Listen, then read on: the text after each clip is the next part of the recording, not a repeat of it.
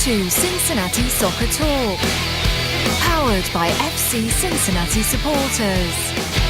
Get in touch, soccer fans. Email us at cincysoccertalk@spnt.tv. Now, here is your host, Nick Suberling.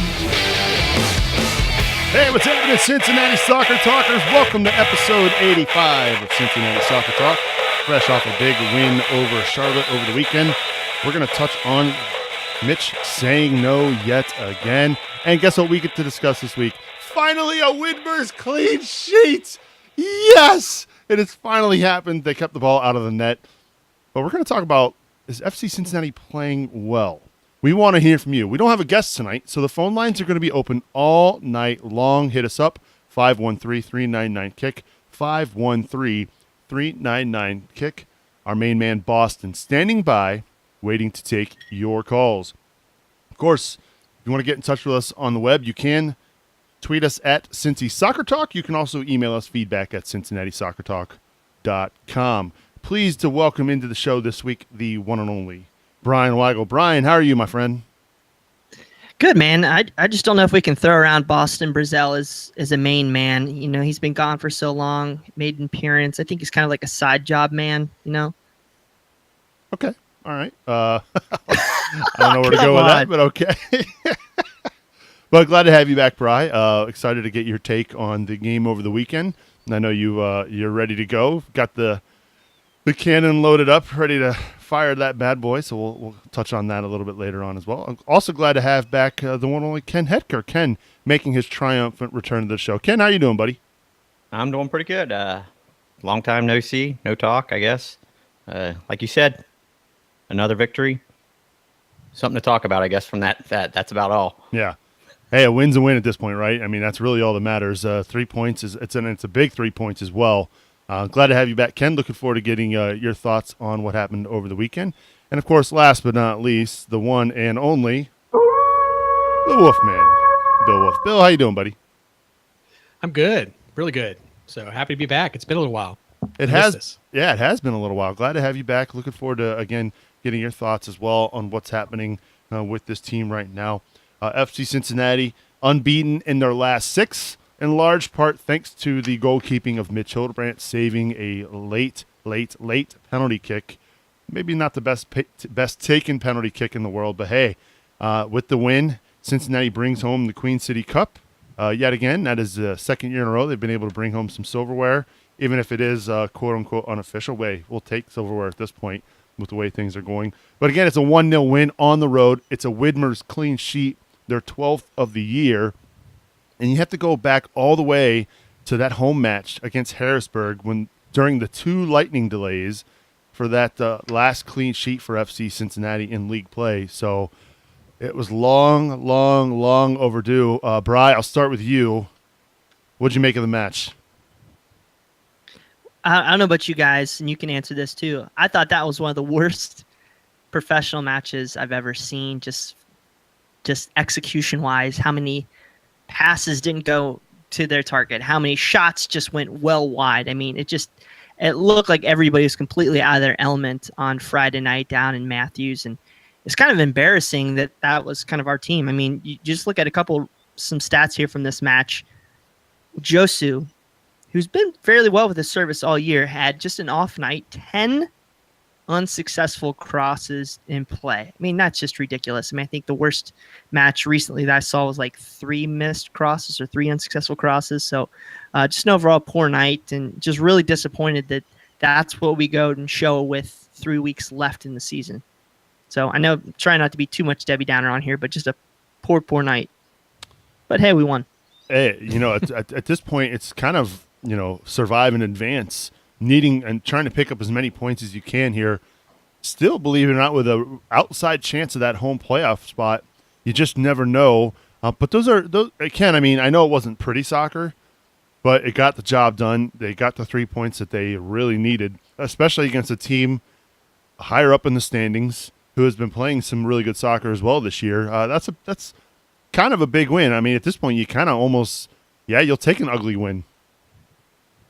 Yeah, I would take an ugly win, but we look bad at every phase of the game. I mean, I think we look bad from the forwards. Danny didn't look comfortable where he was at. Midfield linking play was terrible. Defense, I would say even Delbridge and Barry looked a little uncomfortable at times. They did have some nice saves from moment to moment. The one standout for me would be the big German Schindler when he came in. Everything kind of changed, and I would say that was a positive for us, along with Mitch's big save. But I was going to say, before we get, I'll say you can go ahead, Nick. I was just going to ask Ken, talk about Schindler and why was he so impactful? I mean, this is a guy we've kind of been waiting for ever since he came over to Cincinnati to kind of make an impact.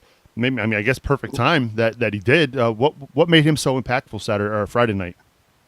Well, here's one of my thought, and I think I've brought it up a few other times when we've talked on Slack. Is he's been played out of position. He's been playing wing back or wing, and I don't necessarily consider wing out of position. But as soon as he was put on forward, the other game that actually he was kind of pushed forward that I remember was the Miami FC game, and I thought he had a little bit of a more impact in those positions. So I think at a forward spot, he can help this team. Either get more players involved, create space. He's another big body. Danny just didn't look comfortable, and Schindler did. So I'll let Brian elaborate on even what he thinks. Well, you had a guy who in 15 minutes of play had 20 some odd touches compared to Konig's, I think.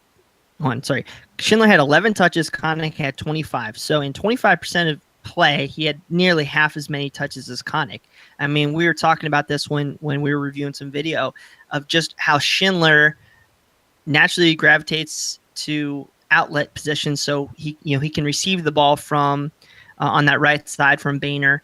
He's comfortable holding up the ball. We don't have too many midfielders that are comfortable just holding the ball, waiting for things to happen, let guys make runs and transition the ball moving forward. I mean, he also made a great run there, I think, in the shot attempt for his corner kick as well. It's something to be said that we had, I think, 4 shots after his substitution, and before his substitution, we had 1 shot. So, I think he did very well in this match. And honestly, if it's not Wiedemann up there on that right side, I don't know who else you can play besides Schindler at this point. Well, we go from Schindler playing well to a certain player maybe not playing well. Kenny Walker not having his best game in an FC Cincinnati jersey, Bill. What was going on with Walker Friday night? Yeah, I don't know. It's we've certainly blown the bugle, so to speak, for him many times. There was a period where he was injured, and you could really sense that the team needed him in position. I guess the same thing goes if he's playing but he's not playing well. It's almost like he's not playing. So I don't know if there was something we weren't aware of, but they decided to push through it. He certainly seemed to have a real problem making connecting passes. If you looked at him compared to Bone, I mean, like Bone was connecting 80+% of his passes, and he was only connecting maybe 60%. And in a holding mid position, turning over the ball through a bad pass is pretty dangerous. So, it felt like, to me, what he brings a lot of times is that connection out of the back that we can kind of drive forward through the midfield and into our forwards. And we ended up sort of starving the forwards for quite a bit of the game. I mean, GB was up top, but he certainly didn't see as much action as we're used to seeing. Even Danny Koenig, though he was more in a wing position, seemed pretty quiet to me. Jimmy was pretty quiet to me, and I think a lot of them the service just wasn't getting up through the midfield. So I'm not sure what was going on with Walker. He seemed to foul a lot of players, 30 yards out. So there was quite a few free kicks in some pretty dangerous positions. And even though I think ultimately the second yellow card that resulted in his dismissal was a pretty soft foul, I think in the end he kind of accumulated them, and the referee just decided to make a point. Anybody like that French lesson he gave the TV after that second foul? Oh, yeah. So with that, he picks up 2 yellows. He's going to miss the next match. Before you answer this question, Bri, about whether or not that's going to be a big loss this next match. Mike Berryman wants to know, is that the Buffalo Trace? He Yes, commenting on and YouTube. I've drinking a little too much already. But yes, it is Buffalo Trace. I was hoping y'all would choose Tin Cup, but I always dig some Buffalo.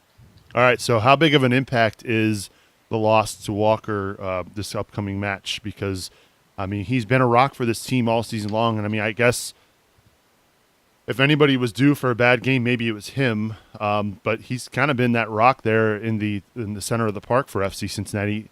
Is this a big blow? Well, the thing is how important is it that we don't have a center midfielder that we can bring in behind him that we have zero trust in? I mean, that is huge in itself. So yes, it's a big loss for FC Cincinnati. Now, how does Koch, make a decision to play a lineup around his being suspended for a match? Do we go back to what we did with New York Rebels, where we did like a 3-5-2? I mean, we got burned there, so it's going to be a real challenge for Koch. Now, if Kenny plays like he did this week, we're in trouble for the rest of the season, in especially into the playoffs. But yeah, I mean, it's going to be really tough to see where we go from here. I mean, even if we decide to go to a 4-4-2, I'm just really nervous about needing 3 points out of this next match. Well, and we've seen it actually. And I remember the Orlando game at home where we drew 2-2 with Orlando. We saw Sem DeVitt playing that defensive midfield role for a little bit in that match. Is he an option to play there in the absence of Kenny Walker? What do you think, Ken? I don't know. I don't think Sem. I think Sem can play. I think Sem could play it, but I don't think I would feel comfortable with him. Who would you prefer then, position. Ken? Oh, God. Putting you on the spot. I love it. I know. Dominguez.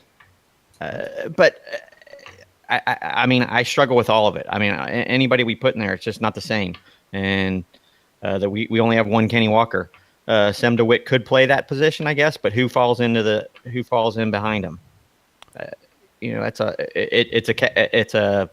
a domino effect is basically what I'm trying to say. So Sam Castile's chiming in. He thinks Quinn is the one who is going to step in with Walker out.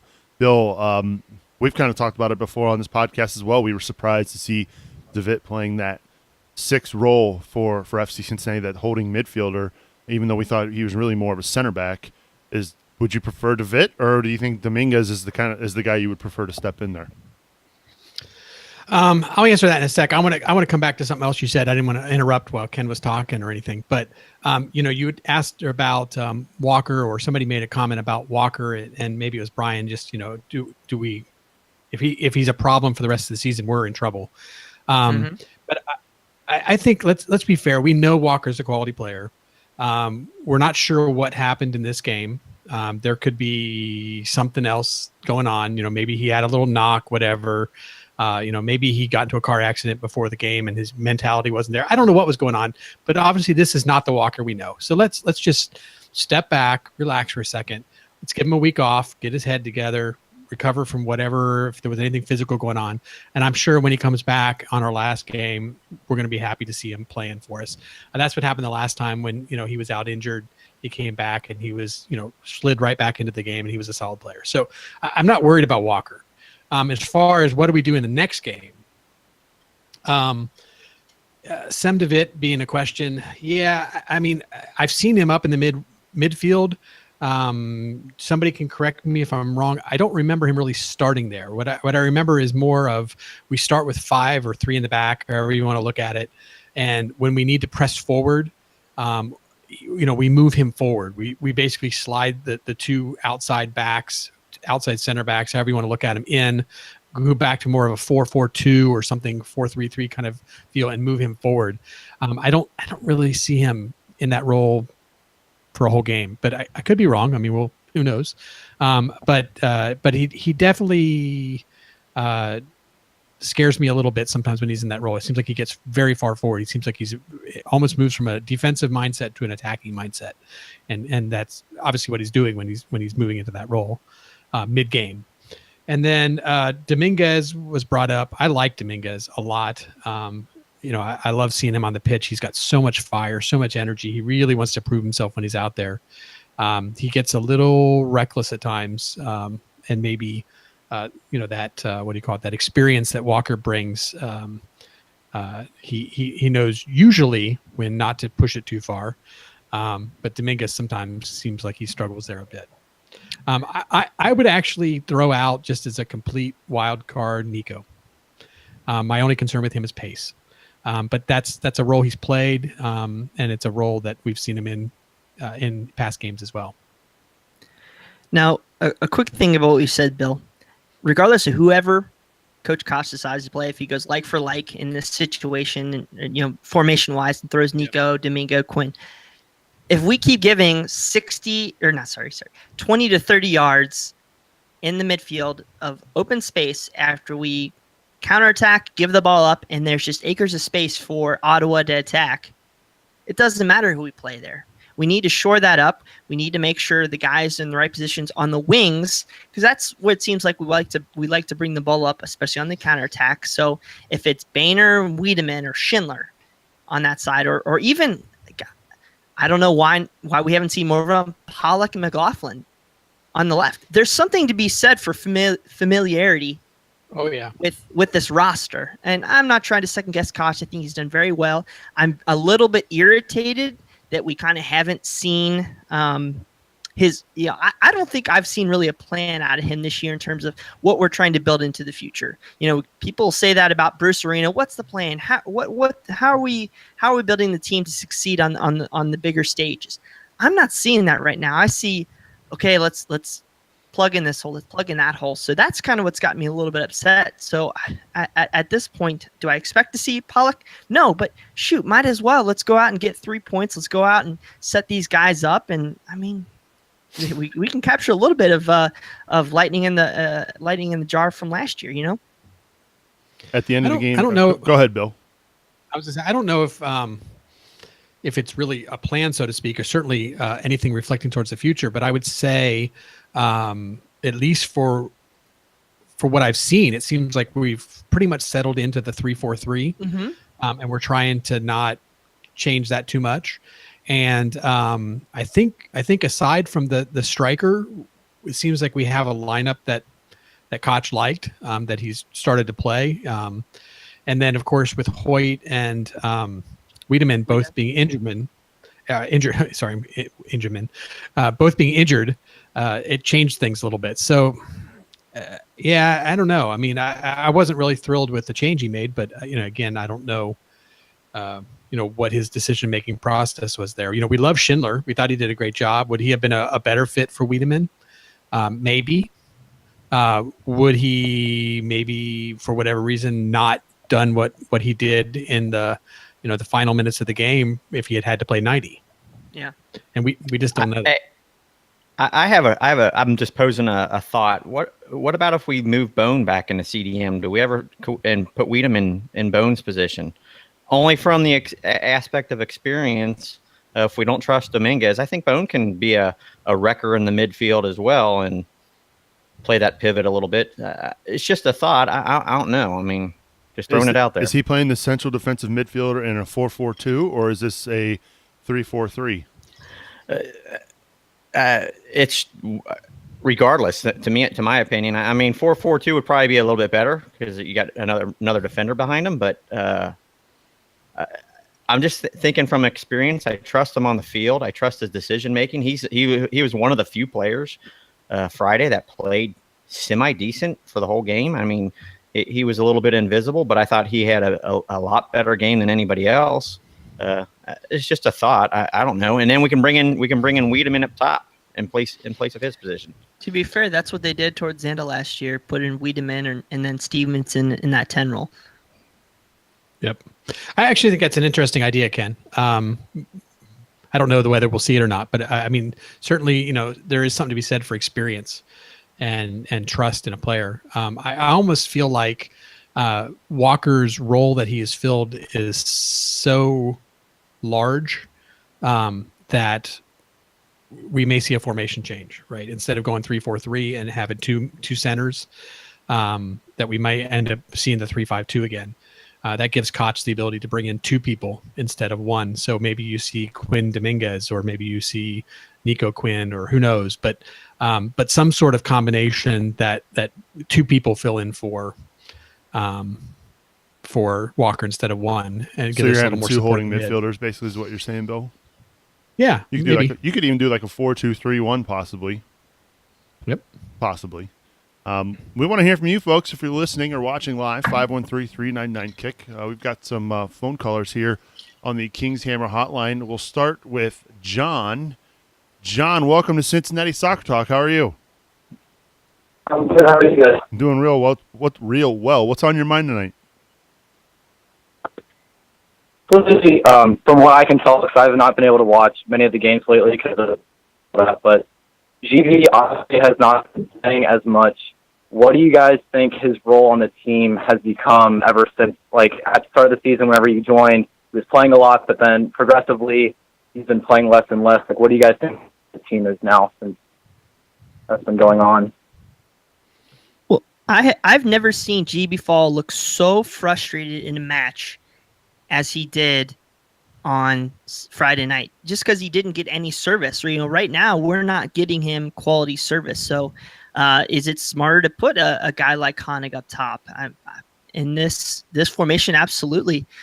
He plays the ball a little bit better with his feet. Now, the one thing I did liked and didn't like, GB would drop pretty deep to receive the ball, but then of course there's nobody ahead to push that ball forward, kind of like what Clint Dempsey will do when they're on the U.S. men's national team. When they're struggling a little bit, he'll drop deep, and there's not necessarily the talent or outlet to get that the ball forward there. So in the way we're playing right now, it's really difficult for him, and I think that's why you've seen less and less of him. Also, rumor is there's a motivational factor, and if you're a guy who's a little bit displeased on the service you've been getting, I mean, it's pretty tough to get up for some games, so I could see that's why his role could be diminished. Yeah, I think the other definitely. I was going to say the other thing I think that we've seen is that, for a while he was the starting striker for us, the number 9, and he had that role whenever we played a game, and that's certainly taken a backseat. Obviously, he started this last game, but we've seen him coming in with 30 minutes left, 20 minutes left, kind of stuff, more as a sub off the bench. And I almost think that's a little bit been in response to, that when he plays 90 minutes, he just draws too many cards, too many fouls, especially early in the game. He comes at it aggressive. The referees don't like that. He's picked up cards pretty early. So by bringing him in later in the match, when the intensity level is already high, he can go at the ball hard, and he's not putting us at risk of losing our number 9 and a player on the pitch by coming in later in the game. Yeah, definitely. Like the way that I've always preferred Koenig over him, just because, in my opinion, Koenig is better all around. In my opinion, Koenig is faster. I feel like he works the ball better, and he doesn't lack the speed that I feel like GB has. Like, I feel like GB, one of his main qualities is that he's able to use his head really well whenever those balls are in the air in service to him. And it's just Koenig, I feel like, is better. But then if we're playing a game where we're constantly getting ball down the side into the corner, crossing it in, I feel like that's where it comes in. But, I mean, it's crazy. Yeah, I agree, John. Hey, thanks for the call. All right, thank you. That's John joining us here on the Kings Hammer hotline. That's an interesting topic, because this guy was destined to be the Golden Boot winner with the amount of goals he was scoring early on in the season. It looked like it was his Golden Boot to lose with how on fire he was. That first home match against St. Louis, scoring those 4 goals, scoring goals with his head. I mean, he was awesome. And then the suspension came.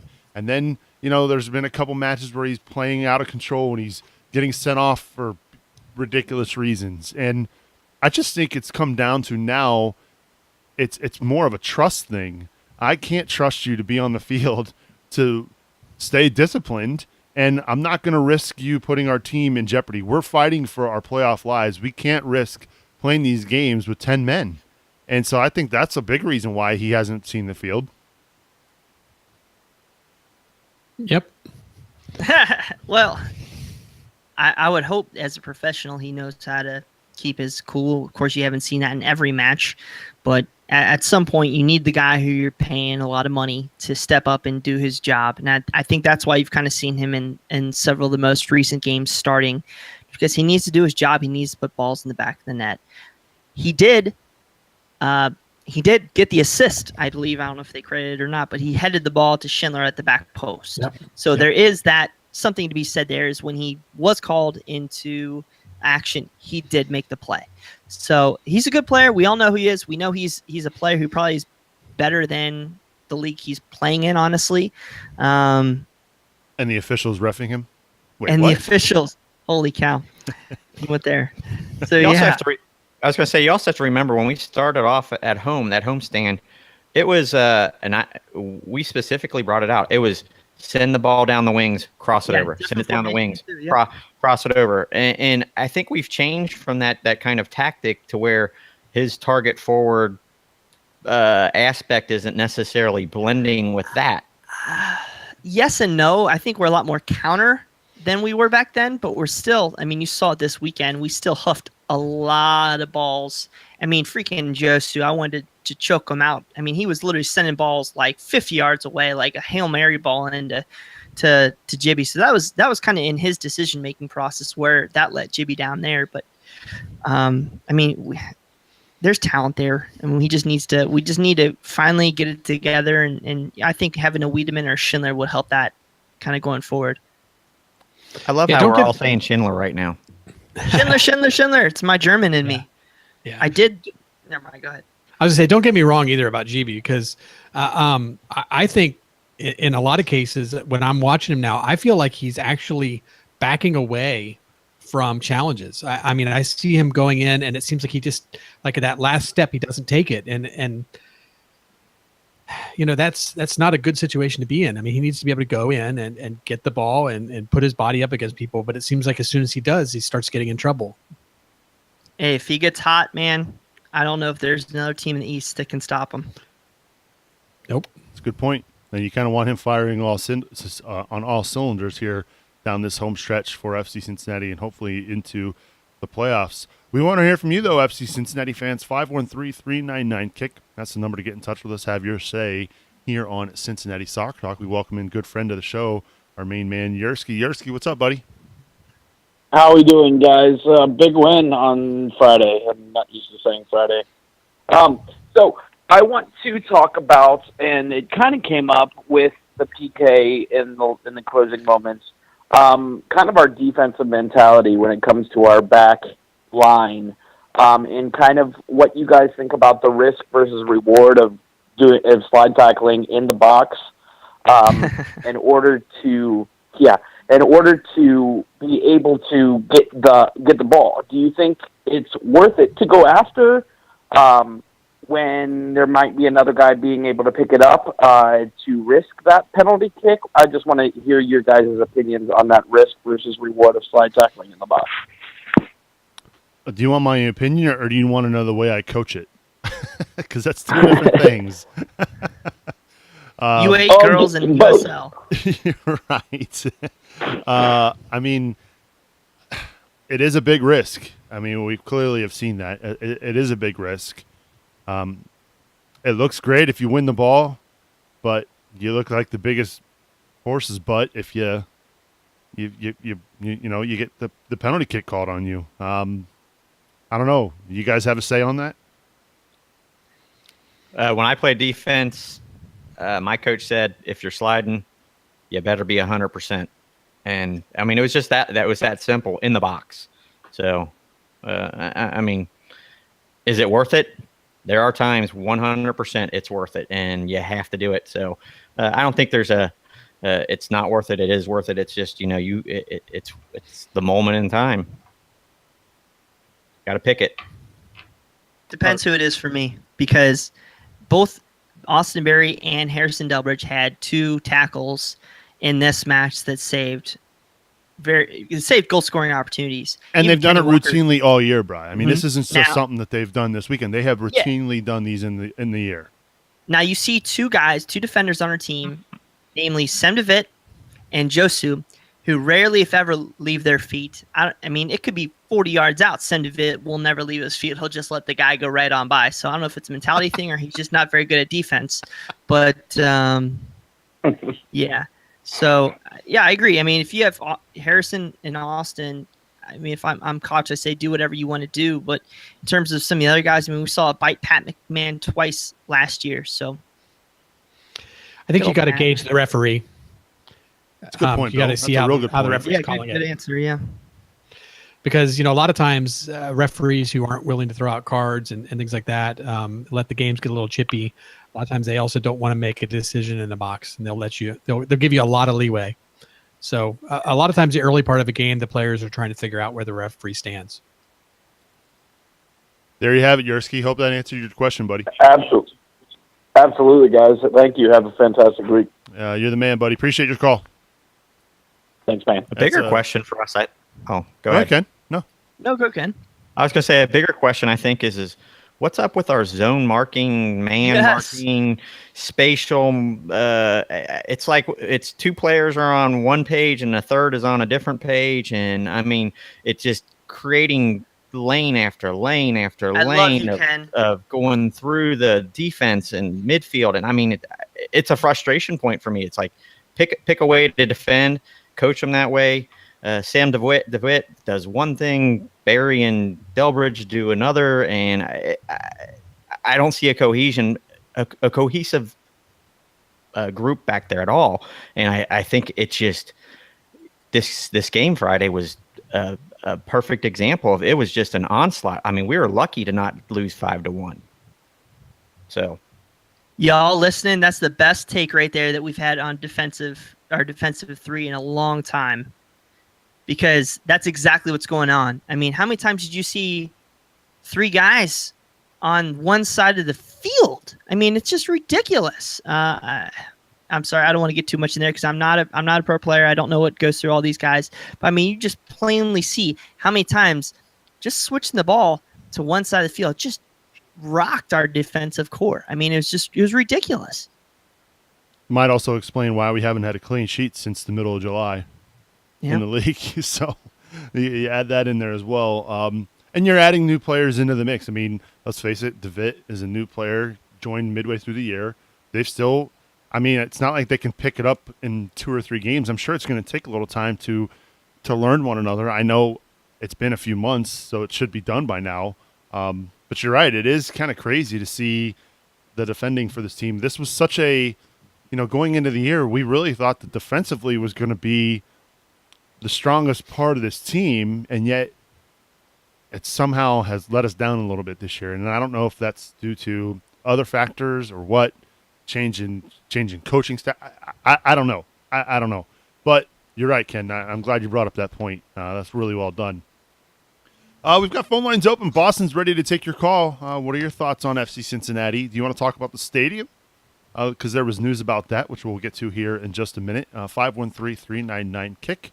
513-399-KICK. So we're going to do something new here on the podcast with our supporters.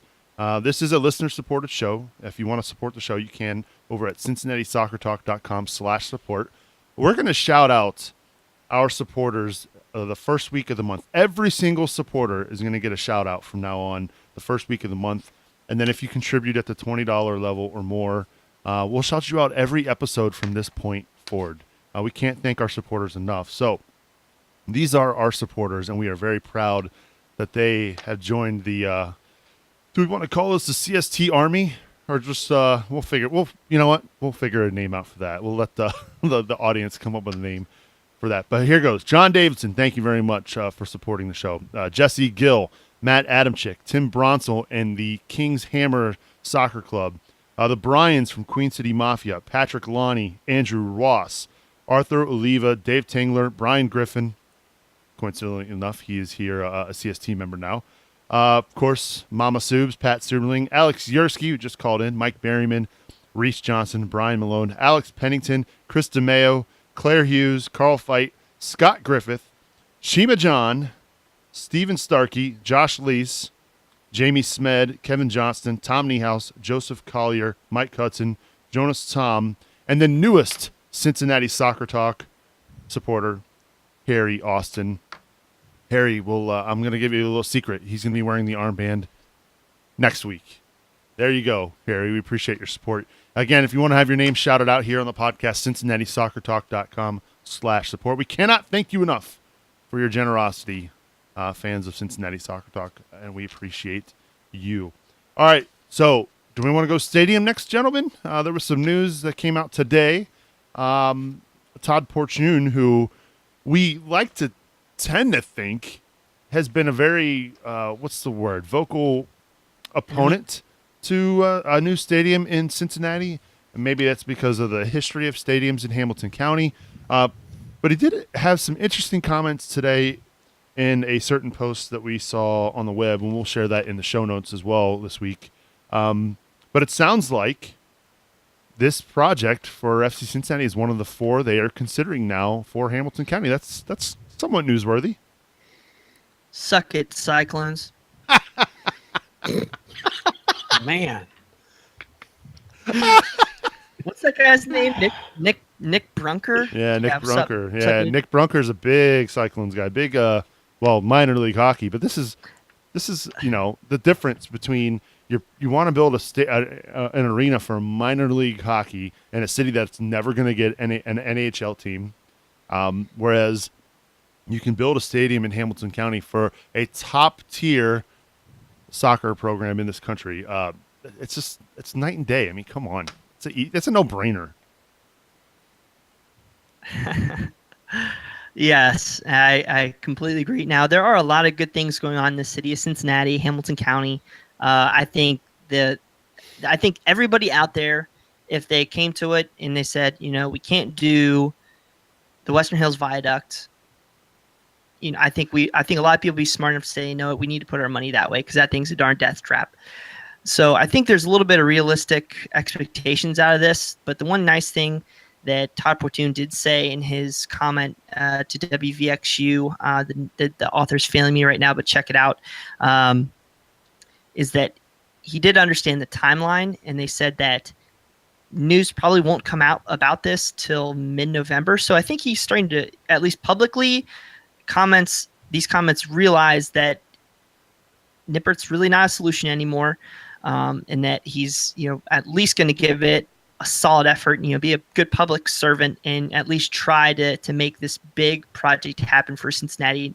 You know what? I don't think many people can be angry if he at least gives it a shot. So good for them. Of course, there's a lot of things that need to go on in Hamilton County, but at least he's come out there first time and gave a realistic picture of what could happen.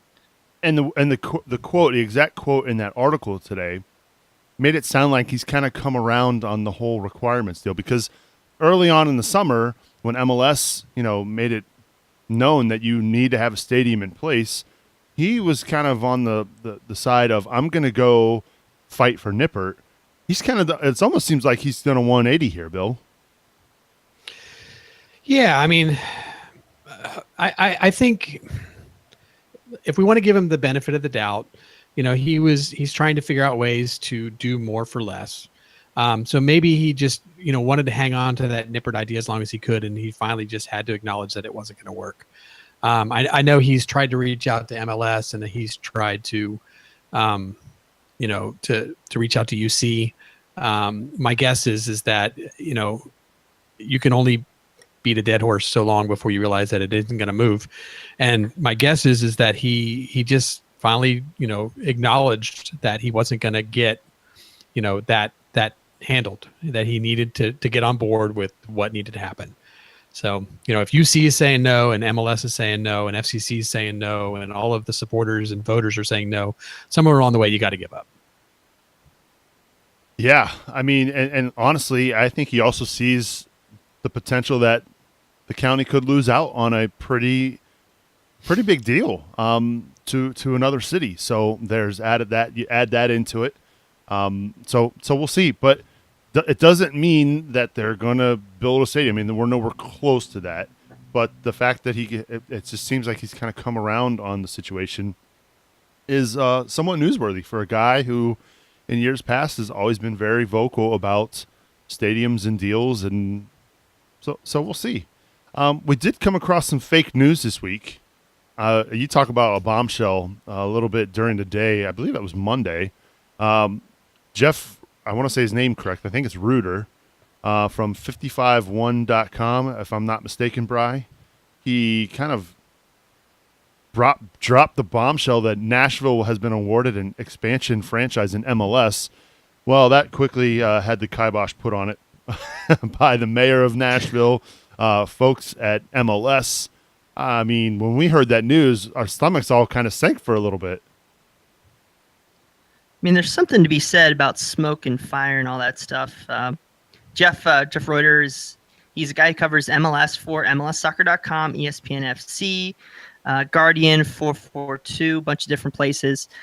He came out saying he had a source that said that Nashville will be announcing that they'd be playing in MLS in 2019, which is a bombshell considering MLS hasn't decided expansion. They haven't met about expansion. The expansion committee hasn't even met yet, according to Alexi Lawson and other people. So it was a pretty big reach out there. But even though it did being led to being fake, it did kind of get some people here in Cincinnati a little bit rankled. I don't know. What were your guys' thoughts on when you heard it and the whole process when it came down to the MLS expansion and potentially passing over FC Cincinnati? The biggest thing for me is I just wanted to know who his source was, and we'll never know.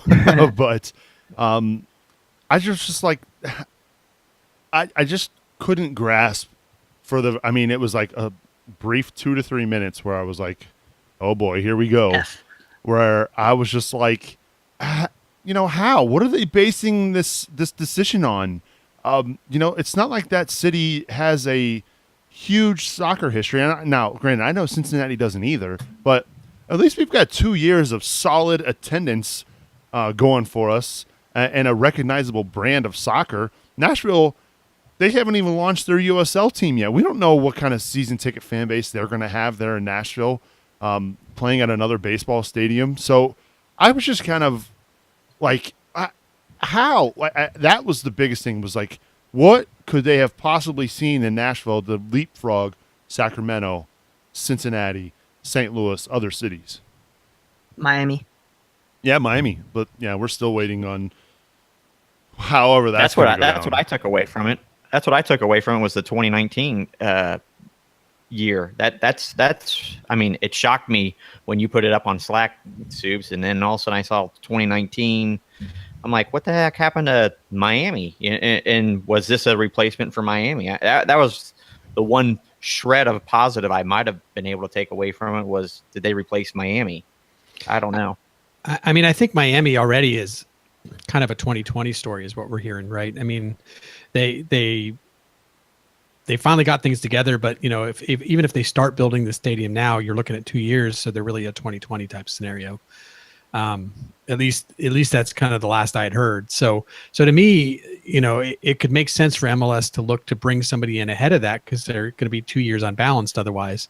But I think that 2019 was the thing that really had me scratching my head and saying, is this real? Because I mean, why would you push them early? I mean, it'd be one thing to say we think that they're going to fill the bill and they're going to have a great stadium and everything else, but what do they have now? I mean, that's the big question to me. So when I heard 2019, I have to say, it made me feel a little skeptical about the whole story.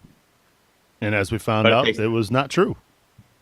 Yeah. So I mean, it's different if it's FC Cincinnati, and of course, maybe I'm just rose-colored glasses or orange and blue-colored glasses or whatever. But I mean, we've got a stadium. We can fill the stadium. We've got a fan base. If you're going to bring us in early, we understand that the economics aren't suitable, right? We can't buy the right players, and we can't turn a profit without our own stadium. We can't control our destiny, etc. But we can fill space for a year, while we wait for our stadium to be built. And we know that we have an experience that MLS would like. So, Bri, do you want to chime in? I think we covered it. It's just, to me, I thought it was a crock of crap when I found out about it. The biggest thing that y'all need to know out here is that MLS, and I used to have an MLS podcast that used to cover the league.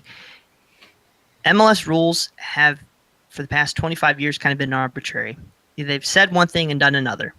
And this was just another thing that got under my crawl, that they weren't going to play by the same rules that they said, several months ago. So that's what kind of got me frustrated. Now, I'm glad that things haven't been said yet, but as I said right when we started this topic, if there's smoke, I think there's fire in this situation. Is it going to be 2020 for them, 2019, or 2022? I think Nashville's a strong market and they should be in. But that being said, I guess credit to MLS for not announcing this right now and living up to the rules. I don't know. It's one thing that about that league that just drives me insane of how things just kind of come out of nowhere with them. I do think that as I said, the 2019 made me skeptical about the news itself. But on the flip side, even if there's truth to it, I guess the thing that scares me a little bit is there's no way the MLS really could allow it to be announced right now. Just for what you said, that they've made a big point about this expansion and following a process and taking these applications and what the date is going to be and how the process is going to work and what the criteria is, etc. So if something came out like that, if it was true, and again, I there, like you said, maybe there's smoke and there's fire behind the smoke, but the 2019 might be a red herring, whatever. But to me, the thing is, maybe there's something there, and MLS was just like, holy cow, shut the heck up. And so well, okay, so real quick, I don't want to beat this dead horse too long.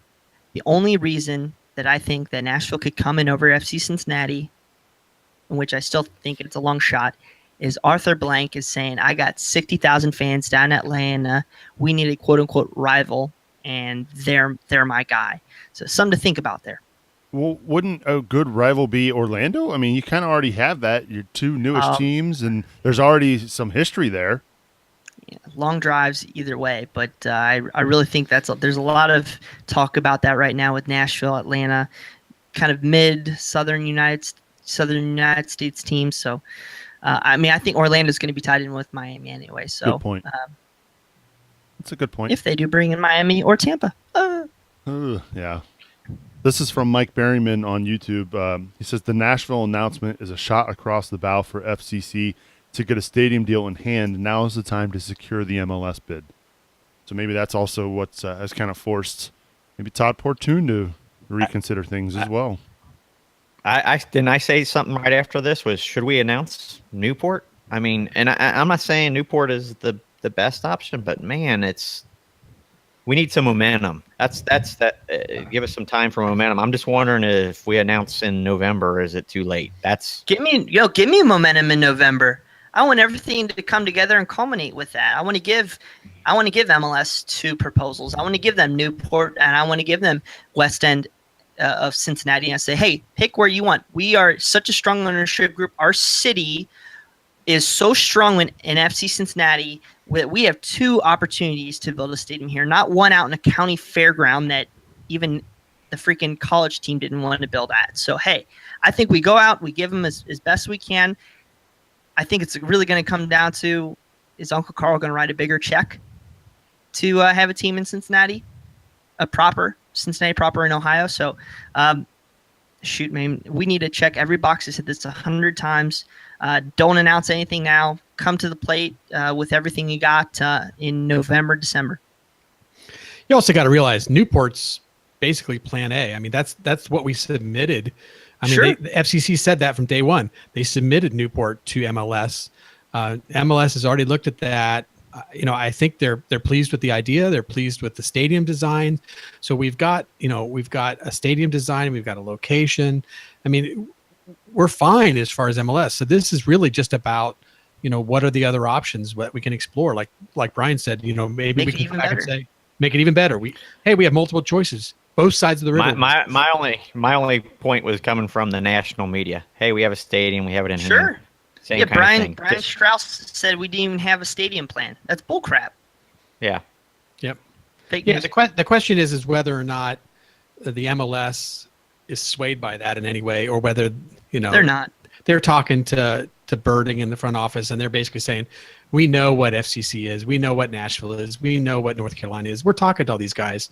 We don't care what SI is putting out on social media. Yeah, we want to hear from you. When that news came out this week, I was like, how? But luckily, it was fake news for the time being, and maybe there is smoke where there is fire. You just never know. Maybe it's a strong bid. We don't know, but clearly we know the mayor of Nashville was talking about their own stadium plans this week as well. So these cities, they're moving quickly, and so it's up to the commissioners of Hamilton County and the people that need to be getting busy, getting the stadium stuff together, leading up to what will hopefully be an announcement for FC Cincinnati here in December. The one thing I got to say, Stu, go ahead, Bill, is there's no way in my mind that in December they can announce Nashville as one of their two choices coming into the MLS in 2019. Because if they did that, it basically validate this fake news. And then everybody, no matter what they believed or not, everybody would believe that this was the truth all along, and MLS squashed it and they'd made their decision in October. Yeah, maybe that means that they'll become teams 23 and 24, or am I off? 27 and 28. I think it's 27 and 28 by then. I don't know. There's too many teams. I can't keep track of them. 526. Yeah. All right. So, believe it or not, it's almost time for playoffs. Playoffs. You know what? I should have had that soundbite ready. Dang. I used to have it for my other podcast. Anyway, we've got what kind of results do FC Cincinnati need this week, Bill, for us to clinch a playoff spot? Well, if everybody read my article that I put out this week, know that they did, and of course they did. Then the team that I mentioned first and foremost is Orlando. If you look at the standings, the three teams behind us that still have a shot at the playoffs is New York, Orlando, Bethlehem.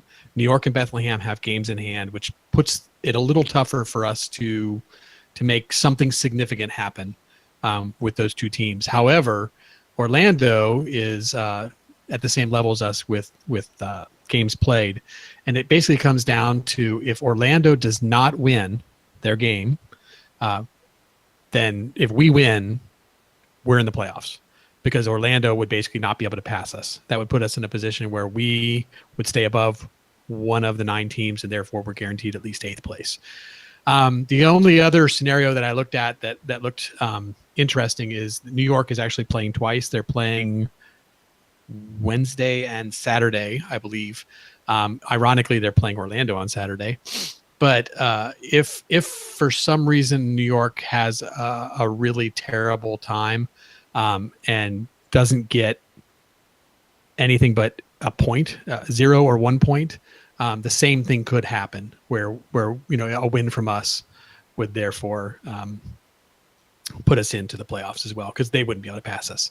That would then be, of course, Orlando would have beat them or whatever. So yeah, I mean, basically, we have a couple opportunities. I think the game to really watch is going to come down to that Saturday Orlando versus New York game and see what the results are. But more importantly for FC Cincinnati, just win. Just win. We got to just keep winning. Absolutely.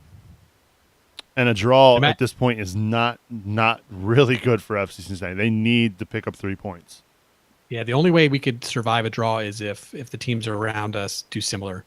And coming back to my message to keep it really simple, Orlando is the team to watch because the other teams have games in hand. Until we see how those games in hand play out, it makes it a little more challenging.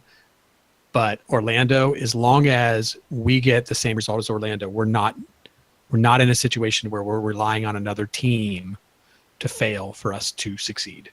So if Orlando would happen to tie New York and we would tie Ottawa, we're basically in the same situation we're in today. We still could make the playoffs simply from a win. Well, speaking of that, it's time now for Growler Cup. And I know this is Brian Weigel's favorite segment of the week each and every time he's on this show because squeaky bum time for this guy. he had such a big lead and was talking all that smack, and now it's coming down to crunch time. So, Bri, why don't you start us off? What's going on for your Growler Cup prediction away game against Ottawa? I'm going to preface this while I'm like double all you co-hosts on this show, and it only took another person to come even close to me. So love you guys for the love representing here for the co-hosts. Think about that. So quick stats for Ottawa. I'm not sure if we're going to have too much of an in-depth March to Match Day this week. They really don't have too much coverage up there, sadly, in terms of podcasts, stuff like that up there. They are winless in their last 10, going 0 wins, 8 draws, 2 losses. They are officially eliminated from playoff contention. The interim head coach, Julian de Guzman, has officially come out and said over these last 2 matches for them, they're going to be focusing on the 2018 season. So interesting to see if they run out some younger guys, if they just say, hey, let's just do what we can do. Let's try to get 1 win. It remains to be seen. And they've only scored 10 goals in their last 10 matches. So 8 draws. Do the math. They don't like to concede much either. So leading scorer is Steven Dos Santos for Ottawa. That being said, we are going to be without Kenny Walker. Who knows if we're going to be without Wiedemann and Hoyt. I am predicting a 1-1 draw up in Ottawa. All right, Brian's going for so, a 1-1. Chris DeMeo, it's Tuesday night. If you're listening, you have all week to do the math and figure out ways to beat me. So good on you. You get a big advantage, sir. So you're going for a 1-1. All right. 1-1. How surprised are you about Ottawa, too? Because this was a team that made the jump. Well, you can say jump now because their NASL is, well, not technically yet, will be below USL in the pyramid. And you can't, if you're listening to the audio podcast, you can't see my air quotes when I say pyramid. But this was a team that they were Division II a year ago. And why are they struggling so much here in USL? You would have thought that they would have been in that top 4 contention easily. They looked really tough in the preseason too. I mean, they look like a good team. So I'm not sure really what happened. A lot of us were predicting them to do well. I think there's something to be said about mentality for a team. De Guzman did mention something like that over some interviews he's had recently for Ottawa. I think they switched their team captain up. I think it was like Rosenboom, something like that. Now it's a different player. So I don't know if there's something that wise there. These were guys who 2 years ago they were in NASL. What's that? Their Super Bowl or whatever they call it, the fake news championship that they have over there. Real American soccer there. Just they've kind of fallen off the map. I think they've shed players. It's not a club. The clubs shuttered their academy. I'm just not sure that there's the support and the professional structure there. I don't know if any of y'all read the Bobby Warshaw book. Brad, my twin brother's read it. He sends me quotes all the time and basically saying, like, if you're in a situation as a pro in a Division II level, USL level, and it's not really a kind of win or go home, a killer mentality as a club, it's really tough as a pro to succeed there. And they might have that mentality up in Ottawa. So we'll see how it goes for them. All right. So Brian's going for a 1-1. How about you, Ken? Well, I just want to comment. When Brad reads a book, Brian, do you read it too? Funny smart ass. To read it? Funny smart ass. That's pretty good. I'm going to air high five you through the monitor right there. It's pretty good. Thanks. So I'm probably not going to be the most liked person today, but let's see. Brian's brought up some good points. Kenny Walker's out. We have the 2 previous games, we have scored in the 90th plus minute just to tie against Harrisburg and St. Louis. We had the good game against New York. I've said it. I haven't seen the growth on this team, and going to Ottawa, I think is going to be a tough challenge just to travel. So I'm actually going to pick a 2-1 loss. I think we're going to make it all the way down to the last week against TFC2 to decide our fate. So this team goes from a clean sheet against the third place team in the Eastern Conference to giving up 2 goals to the last place or a team near the bottom that scored 10 goals in 10 games. Nick, you did watch the game this Friday, right? From clean sheet, is it really a true clean sheet? I mean, I know it's a true clean sheet, but watch the game. Did we just get lucky? Wearing my Mitch says no shirt for a reason. Good point, Ken. All right. So Ken's going for a 2-1 loss. How about you, Bill? Well, I'm always Mr. Positive. But I do want to say just out there really quick to Brian, like throwing shade on us all. Like, you and I were like, bottom of the table buddies last year. So I was the bottom of the table buddy. Yeah. And I was right there with you. So, come on. But anyway. I was Mr. Positive last year. I kept predicting 3-0 wins, 3-1 wins. Yeah. So yeah. Anyway, but for my prediction, I am positive. I think the game did not go great on Friday, but we did find a way to grind out the result. There was some luck involved, but I think that the team is continued to find that luck and to figure out ways to grind out these games, and I think they're going to continue to do that to the end of the season. Ottawa is not doing great. I think they've taken their eye off the ball, as they say they're looking towards next year already. So I think we're going to go down there and we're going to beat them 2-0.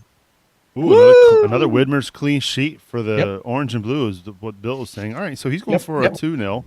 I think we're going to roll out a 3-5-2. We're going to see a 3-5-2 again. Are you double shocking it with the formation pick too? No, but I'm just saying 3-5-2. Tyler Pollock on the left. Oh, praise Jesus. Man, this is tough for me because I've been begging for a clean sheet the last few weeks, and I finally went against it last week, and look what happened. They finally got one. So for me, I'm going to go. I think this team, I think they know they need to get hot, and they need to do it now. So I'm going to go for a 2-0 result as well, just like Bill said. They've got to start locking it down defensively, and I know that's going to be tough without Kenny Walker there in the midfield. So guys like Austin Berry, guys like Harrison Delbridge or DeVitt or whoever's playing center back, they're going to be under the gun a little bit without that presence in front of them. So we'll see, but I'm going for a 2-0 result. FC Cincinnati getting 3 points on the road against the Ottawa Fury. Of course, we want to hear from you. Your mom to pass you up. Yeah, well, we'll see. Mama Soobs. Pick something different. Anyway, we want to hear from you. Get in touch with us on Twitter at Cincy Soccer Talk. We're on Instagram there as well at Cincy Soccer Talk. You can always email us as well, feedback at CincinnatiSoccerTalk.com. All right, we usually wrap up every episode with thoughts of our own. And it was good to have Ken back on the show this week. Ken, I can't remember the last time you were on, but it feels like it's been a while. I'm glad to have you back. You got anything you want to add before we get out of here? Not much. Last time I was on was Guido's eight red cards or yellow cards. Oh, that might be whatever. Why. That was the last time. So, no, I just hope we prove me wrong and pull out a victory against Ottawa. Good stuff, Ken. Appreciate you being back with us, buddy. Thanks. All right. Bill Wolf, the Wolf Man. Your final thoughts? I think that people have been very frustrated with this team at different times throughout the season. I think that if I step back far enough and just say, what did we achieve this season? I have to say that I'm happy with what we did in the Open Cup and what we did for our MLS bid. I do want to make the playoffs, but I think sometimes it's good to take perspective and step back and look at the whole picture. And for me, this has been a successful season. I think right now, people would like to see us winning every game, and we haven't won every game, but certainly since the Open Cup ended, we haven't lost any games. And I think good teams find ways to grind out results. Sometimes that's luck. Sometimes you make a little bit of your own luck. But in any case, we are getting the job done, and I think we're going to continue to do that. And I'm looking forward to the postseason. Good stuff, Bill. Appreciate it as always, my man. And last but not least, Nothing else to pick. I know. And plus, there's probably a little technical delay. We've had a little bit of gremlins tonight, but we've made it work. We've survived the evening. Final thoughts, Brian Weigel. Big shout out, guys. Everybody listening. Thank you very much to our very own main man, Nick Suberling, for everything he's done for this show. I don't know if you all heard this weekend. We unfortunately did not win the podcast awards for the nation's best sports podcast. But I think we all have a number one podcast on our hearts. And it's a big shout out to the guy behind the control panel there leading the show. We would be nowhere without him. And I think Cincinnati soccer in general owes Nick a big debt of gratitude. So, Nick, thank you very much for all you do, sir. Thank you, Brian. I appreciate it. That's very kind of you. Yeah, that was kind of a bummer. In the words of most nominees, it was just an honor to be nominated. And if you think about it, too, we're only in year 2 of this bad boy, and it's only going to go up from here. And that's in large part to our fans and followers of the show. In fact, I was reading the YouTube comments earlier tonight. Jeremy was chiming in saying, what are we going to do this offseason with no team? And I said, hey, we're here every week. This is because the season's over, and it's not over yet. We still have plenty of soccer left. This show doesn't stop. And so we're here for the FC Cincinnati community. We love bringing it to you each and every week. We love providing that outlet for you to discuss the team or, just listen in. And we really do appreciate it. So, unfortunately, we didn't win, but we'll get them next year. And the folks that won, the fantasy footballers, they are a very, very, very good podcast. So we are worthy losers to those guys. And something to strive for, what they've got going on with their podcast. So maybe someday we'll be able to bring home a trophy. But my final thoughts as we get out of here. Big thanks to all our supporters, CincinnatiSoccerTalk.com/support if you want to help contribute to the show and make it the success that we have so far. We love to keep bringing it, keeping it going, keeping it growing. That's the biggest thing. And last but not least, one final shout out. I've got to give a big happy birthday to Papa Soobs. Papa Soobs. That's right. Streamers for him. So, Dad, I know you're watching. Happy birthday. I'll give you a call here very shortly. I'm sorry I missed the happy birthday song earlier this evening, but I will be calling you shortly. But, yeah, happy birthday to my old man. He's a good – I've never – he used to be a season ticket holder for the Bengals when I was growing up, and I would beg him to take me to the games. Now I know why he didn't let me go. He didn't want to subject me to that stuff. And now here he is. He's an ardent FC Cincinnati fan. I mean, these guys, my mom and dad both are. I mean, I've never seen them so passionate about anything in my life. It's pretty awesome that, FC Cincinnati can do this.